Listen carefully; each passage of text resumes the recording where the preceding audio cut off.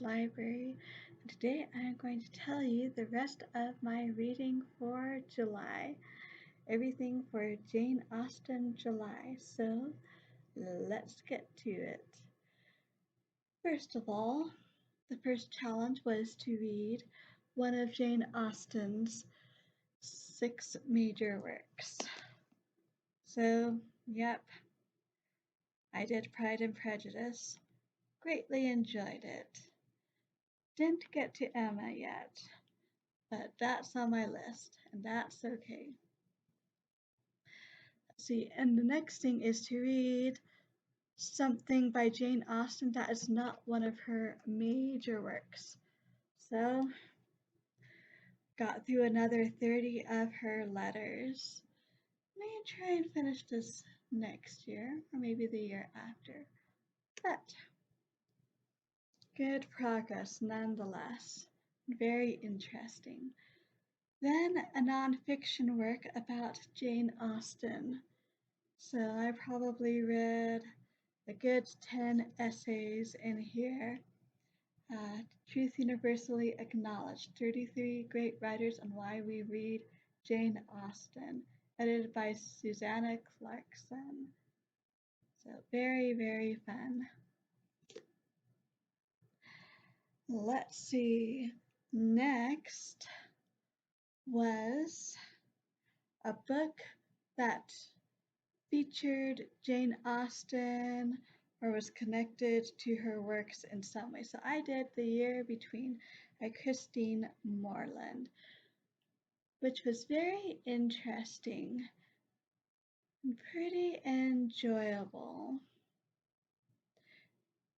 Ended up being a bit steamier than I liked, but that's just a personal preference. And I will say my steam level is quite low, so take that for what it is worth. But basically, we know at the end of Sense and Sensibility that first Eleanor marries Edward, and then roughly a year later, Marianne marries Colonel Brandon. But how did Edward and Eleanor's first year of marriage go?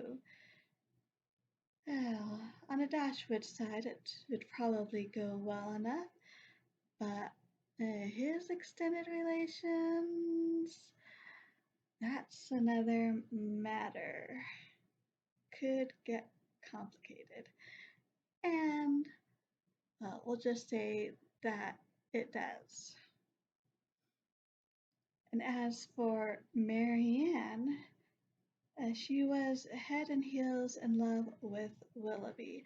Now I grant you, she'd had her eyes opened with regards to his character, and she was not going to ignore that or some of his past actions, especially in regard to Colonel Brandon's ward, Eliza Williams. But how does she go from being head and heels in love to Willoughby to being happy to marry Colonel Brandon? Well, the year in between answers those questions. So the next challenge is to read something by a contemporary of Jane Austen. So I read, or rather listened to, The Talisman by Sir Walter Scott. Yep. It's my first Sir Walter Scott since reading Ivanhoe way back in high school, which I don't remember that much of. I'm pretty sure it is a standalone, although I guess you could make an argument of it kind of being connected to Ivanhoe. And I say that because it is, oh, I forget which crusade, but whatever crusade King Richard went on. And we are in Asia Minor with King Richard and his troops and King Philip of France and a bunch of others. We are also with a young poor knight known as the Knight of the Leopard, who is one of, uh, well, he came with King Richard's army, even though he's Scottish because he wanted to be in the Crusades. And he is in love with King Richard's niece, I believe, who is one of the maids in waiting on his queen, of course. So, of course, Richard doesn't necessarily think that the Knight of the Leopard is an appropriate potential partner for his niece, and things get more complicated since at the start sick, and the Knight of the Leopard is charged with a message to a holy abbot or monk out somewhere there in the middle of the desert wilderness. And there are uh, potentially enemy troops in the area away from the camps. That's a bit dangerous. And in fact, Knight of the Leopard does uh, meet an enemy warrior. But after testing each other, they've decided they respect each other as far as being warriors go. And there's no real reason for them to fight to the death at that point or anything like that. And things go on from there. Rather interesting, I must say. Oh, and the group read As Lady Susan by Jane Austen.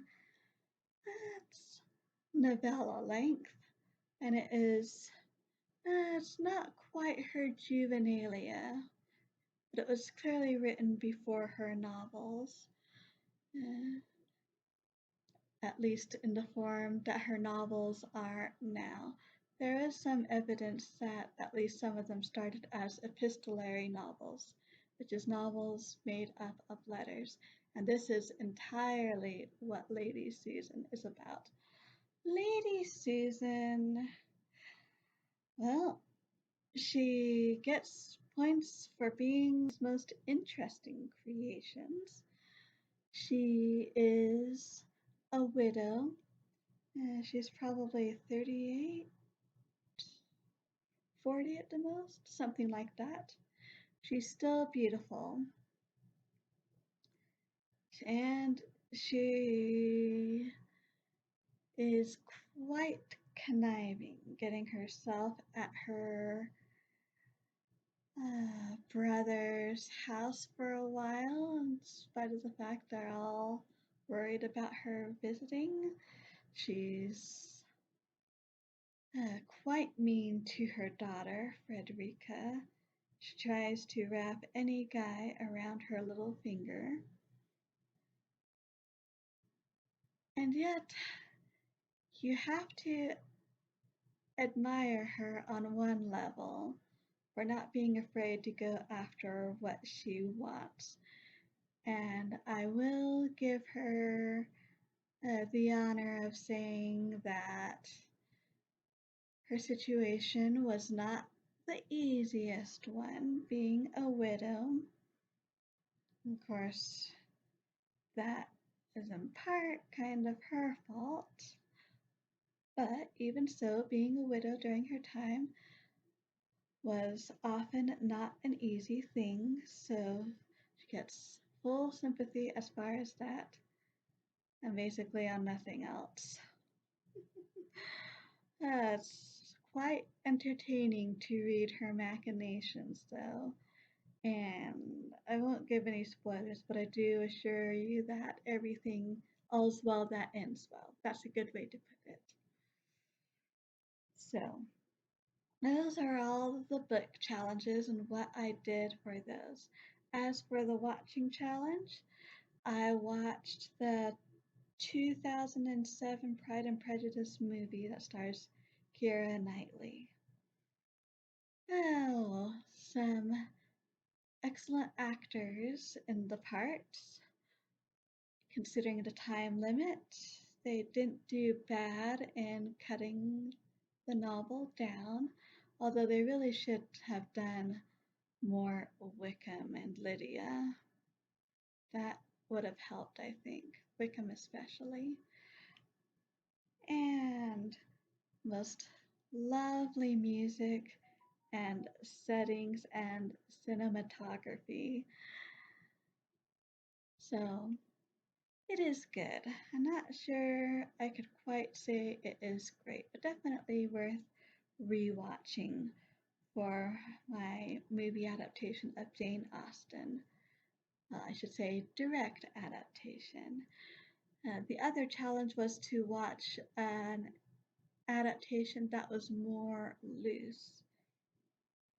And we ended up watching, well, starting Pride and Prejudice, a Mormon tale.